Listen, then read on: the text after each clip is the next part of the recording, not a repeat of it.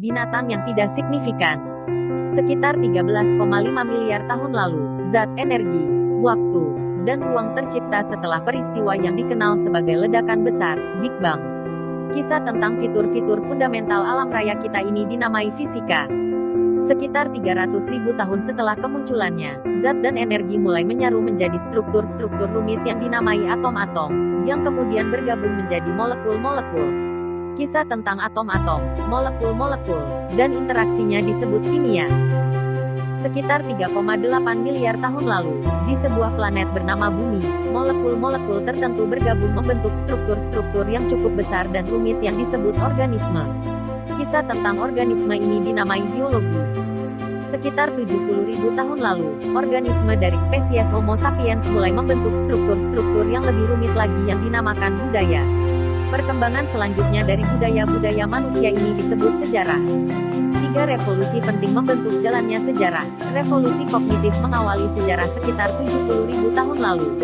Revolusi agrikultur mempercepatnya sekitar 12.000 tahun lalu. Revolusi saintifik, yang baru mulai berjalan 500 tahun lalu, kemungkinan akan mengakhiri sejarah dan memulai sesuatu yang benar-benar berbeda.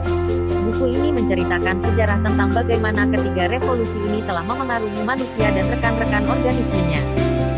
Manusia sudah ada jauh sebelum ada sejarah. Binatang-binatang yang sangat mirip manusia modern ada sekitar 2,5 juta tahun lalu. Namun, sepanjang banyak generasi yang tak terhitung jumlahnya, mereka tidak mampu mengumpuli kedikdayaan organisme-organisme lain yang berbagi habitat dengan mereka.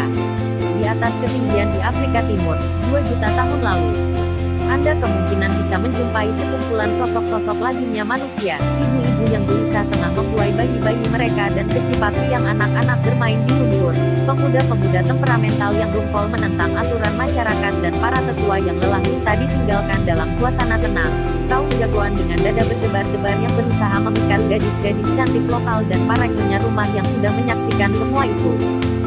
Manusia-manusia kuno ini bercinta, bermain, membentuk pertemanan akrab, dan bersaing untuk status dan kekuasaan, tetapi begitu juga simpanse, babon, dan gajah. Tak ada yang istimewa tentang itu.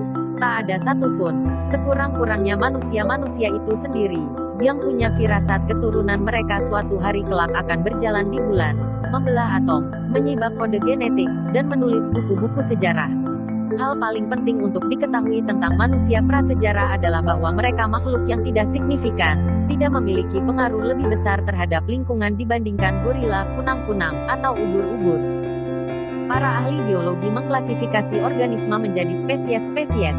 Binatang-binatang tertentu dikatakan masuk spesies yang sama jika cenderung cocok satu dengan yang lainnya, melahirkan untuk beranak pinak. Kuda dan keledai memiliki kesamaan leluhur dekat dan punya banyak kesamaan sifat bawaan fisik. Namun, kedua spesies itu menunjukkan sedikit ketertarikan seksual satu sama lain. Keduanya akan berpasangan jika dipaksa melakukannya, tetapi keturunannya, yang disebut bagal, mandul. Oleh karena itu, mutasi-mutasi dalam DNA keledai tidak pernah bisa menyeberang ke kuda atau sebaliknya. Dengan demikian, kedua jenis spesies binatang itu dianggap sebagai dua spesies yang terpisah, melintasi jalur-jalur evolusi yang terpisah. Sama halnya bulldog dan spaniel, mungkin tampak sangat berbeda, tetapi keduanya adalah anggota spesies yang sama, punya kesamaan sifat-sifat bawaan DNA. Mereka bisa berpasangan bahagia dan anak-anaknya akan tumbuh untuk berpasangan dengan anjing-anjing lain dan menghasilkan anak-anak anjing. Spesies-spesies yang berevolusi dari satu leluhur yang sama dikelompokkan di bawah nama genus, jamak, genera. Singa, harimau, macan tutul, dan jaguar adalah spesies-spesies yang berbeda dalam genus Patithera. Para ahli biologi melabeli organisme-organisme dengan nama Latin yang terdiri dari dua kata, genus diikuti spesies. Singa, misalnya, disebut Patithera leo, spesies leo dari genus Patithera.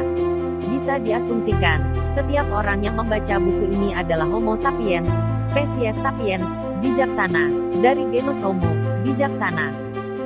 Selanjutnya genera dikelompokkan dalam famili, seperti famili kucing, singa, citah, kucing piaraan, famili anjing, anjing, serigala, rubah, anjing hutan, dan famili gajah, gajah, mamut, mastodon. Semua anggota satu famili memiliki garis keturunan dari satu nenek moyang atau kakek moyang. Semua kucing, misalnya, dari kucing rumahan paling kecil sampai ke singa yang paling ganas, punya kesamaan nenek moyang kucing yang hidup sekitar 25 juta tahun lalu. Homo sapiens juga anggota sebuah famili. Fakta yang terang benderang ini biasanya menjadi salah satu rahasia sejarah yang paling ketat disimpan. Homo sapiens sejak lama memilih untuk memandang diri terpisah dari binatang, yatim yang kehilangan famili, tak punya saudara atau sepupu, dan paling penting, tanpa orang tua. Namun, kenyataannya tidak seperti itu. Suka atau tidak suka, kita adalah anggota dari satu famili besar dan sangat berisik yang disebut kera besar. Kerabat terdekat kita yang masih hidup antara lain simpanse, gorila, dan orang utan. Simpanse adalah yang terdekat, hanya 6 juta tahun lalu. Satu kera betina tunggal punya 2 anak perempuan. Satu menjadi leluhur simpanse, dan satu lagi adalah nenek buyut kita.